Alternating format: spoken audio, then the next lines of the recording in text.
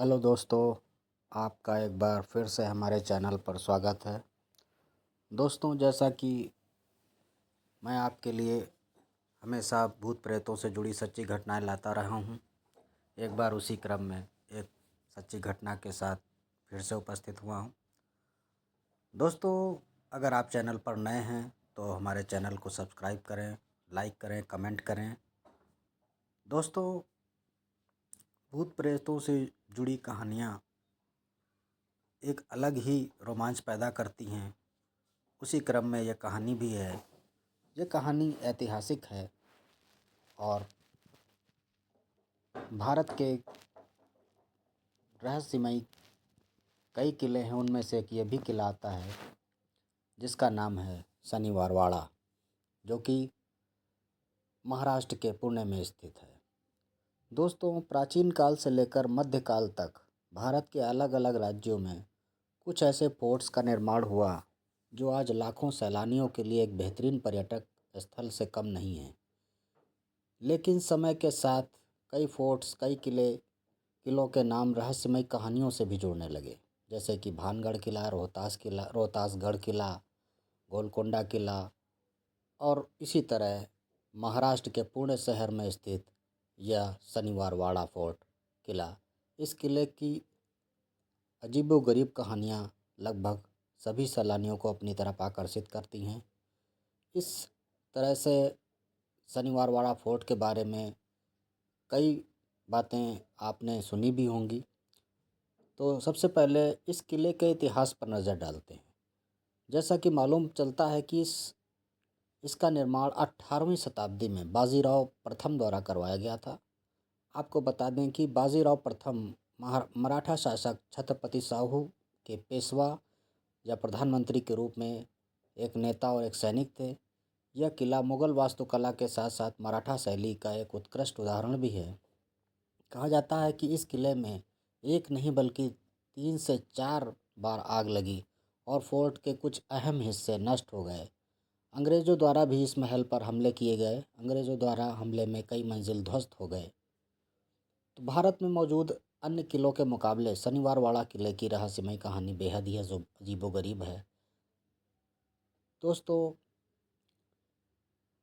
इस किले की जो कहानी है, स्थानीय लोगों की माने तो उनका कहना है कि अमावस्या की रात को एक दर्द भरी आवाज़ पूरे महल में और उसके आसपास की जगहों पर सुनाई देती है और यह लोगों का यह भी कहना है कि यह आवाज़ सहायता के लिए पुकारती हुई मालूम पड़ती है। इससे पता चलता है कि यह किला कितना रहस्यमयी है। एक अन्य डरावनी कहानी यह भी है कि सत्ता के लालच में मराठाओं के पेशवा नारायण राव की इस महल में निर्मम हत्या कर दी गई थी और इस हत्या के बाद उसकी आत्मा इसी किले में भटकती है और रात के समय में नारायण राव की चीखें आज भी किले में सुनाई देती हैं। दोस्तों, नारायण राव के चाचा चाची उसका उसकी गद्दी के लिए उसको मारना चाहते थे और इसी क्रम में उन्होंने उसके लिए साजिश रची और उसको किराए के लोगों के द्वारा उसको मरवाया। दोस्तों, वह पूरे महल में घूमता रहा और उसकी जो आवाज़ थी कि दा चाचा मामा बचा ला, ये आवाज़ के साथ पूरे महल में घूमता रहा, पर नंगी तलवारें उसका पीछा करती रहीं और उसको उन तलवारों ने उसका शरीर काट डाला और वो उसको काट के फेंक दिया नदी में। इस तरह से उसकी आवाज़ आज भी उस महल में गूंजती है और यही आवाज़ देती है कि चाचा मामा बचा ला। तो नारायण राव की जो निर्मम हत्या इस महल में की गई उसके चाचा चाची द्वारा, उसी की आवाज़ पूरे महल में गूंजती है और स्थानीय लोगों का यह भी मानना है कि अमावस्या के दिन वह आवाज़ बहुत ज़ोर ज़ोर से आती रहती है।